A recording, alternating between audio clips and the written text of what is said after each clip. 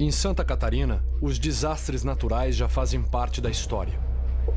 Desde a fundação de Blumenau há 160 anos, o Vale do Itajaí, localizado na bacia do rio Itajaí-Açu, registrou mais de 80 grandes enchentes. Em 2009, temporais, tufões e alagamentos atingiram 35 cidades.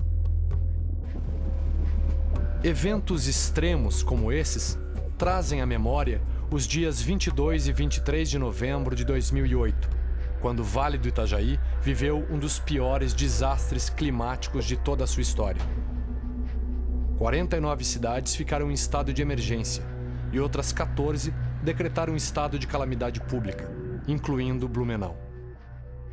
Nós ficamos com toda a cidade sem água, 60%, 80% da cidade sem luz e 60% da cidade sem acesso.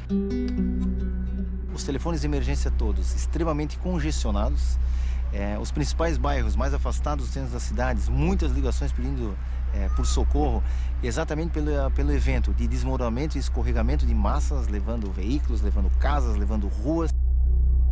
Desceu primeiro o morro da escola e daí o morro da escola veio trazendo a escola, tudo, e caiu em cima de 5 casas.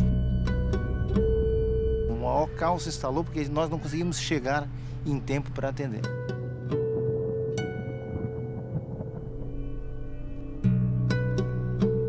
Quando eu lembro disso, eu não consigo ficar sem esse nó no pescoço. Porque realmente ali eu vi o fim da minha vida.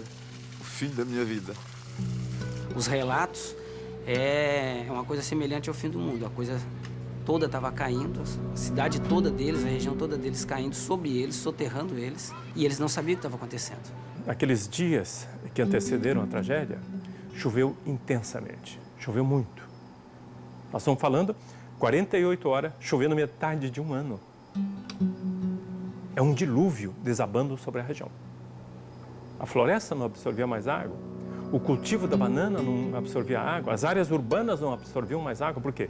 Porque o solo estava completamente encharcado. Na realidade, naqueles momentos já era tarde de dar qualquer alarme e alerta, porque era iminente. E foi o que aconteceu. Os morros começaram a desabar. Na tragédia de 2008, as avalanches de lama alteraram a paisagem do vale. Com os deslizamentos de morros e encostas, bairros inteiros ficaram soterrados. Mais de 100 de pessoas morreram e cerca de 70 mil ficaram desabrigadas. Na verdade, nós tivemos 3.000 pontos de deslizamento na cidade. O grande desafio foi justamente o grande volume de encostas que escorregou naquele final de semana. Veio tudo abaixo lá de cima da floresta. Não consegui terminar de dizer a palavra corre. Quando eu me virei, a janela já veio, né? E quando desabam na forma de corrida de lama e corrida de detritos, que é pior ainda, em fração de segundos, ela sai do alto de um morro e está lá embaixo na planície e leva consigo tudo que tem pelo caminho. Não fica nada.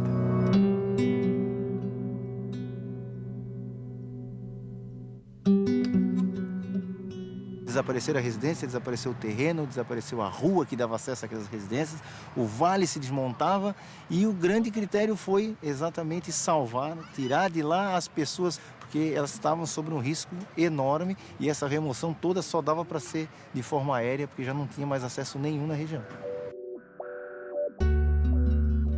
Em resposta à tragédia, o Brasil se mobilizou em uma ação exemplar. Toneladas de donativos chegaram de todo o país e centenas de voluntários formaram uma rede de solidariedade. Percebeu muitos heróis anônimos, né? Pessoas que fizeram desse momento assim, independente da situação. O primeiro momento era salvar, custe o que custar. Tanto faz se você é o prefeito, se você é o bombeiro, se você é o varredor de rua. Na hora do desespero, na hora que a coisa aperta, todos são iguais. É gratificante, isso dá uma coisa grande na gente. A gente faz porque gosta, tá? De saber que está ajudando alguém, tá? Levando a solidariedade a alguém, porque tu tens que fazer essa parte. Em Blumenau, organizou-se o que ficou conhecido como Operação Esperança. Um movimento que reuniu mais de 3.500 funcionários públicos de diversas secretarias e órgãos, como a Polícia Civil e Militar, Exército, Corpo de Bombeiros e Defesa Civil. Do alto, as imagens revelavam a dimensão da tragédia. A chuva dessa vez foi tão intensa, foi tão forte, a correnteza foi tão rápida e, de fato, pegou tanta gente de surpresa, que em Itajaí, o berço de atracação, que é o maior porto exportador do estado, né, o maior porto de produtos containerizados do estado e até do país, acabou sendo arrastado pela correnteza. Então, assim, a economia da cidade parou. A rodovia, você imagina assim, era pedra, terra, estava fechada, não tinha... E tinha determinados lugares, como aconteceu aqui, onde a gente está, o asfalto desapareceu. O asfalto foi embora e desapareceu. Tivemos problemas de toda sorte na agricultura, na risicultura, cultivos de banana, que constituem uma atividade econômica importante aqui na nossa região. Todas essas áreas foram profundamente atingidas. Então, do ponto de vista econômico, eu não tenho dúvida, é a maior tragédia geoclimática brasileira. Para entender a tragédia, é preciso voltar no tempo e olhar para a história da região. Em 1848, um navio parte da Alemanha, cruza o Oceano Atlântico e vem em direção ao Brasil. Nele estava Hermann Blumenau, um cientista que buscava as terras prometidas da América. Em 1850, com 17 colonos alemães, Hermann fundou a colônia Blumenau, às margens do rio Itajaí-Açu, numa região de fundo de vale, com fortes chuvas tropicais. Apenas 2 anos após a fundação, Blumenau sofreu a sua primeira enchente. A colônia continuou a crescer e as enchentes continuaram. Desde então, numa média de 2 em 2 anos, os moradores do Vale do Itajaí são atingidos por fenômenos climáticos extremos. Com o tempo, esses fenômenos foram se tornando mais críticos. Por que eles se tornaram mais críticos? Principalmente pelo uso inadequado do solo. Quer dizer, as pessoas continuaram a expandir a demografia em áreas de risco.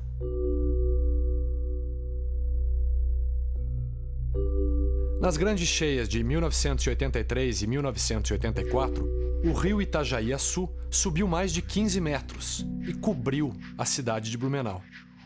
Com as enchentes, cerca de 250 mil pessoas perderam suas casas e migraram para locais mais elevados, ocupando os morros e as encostas.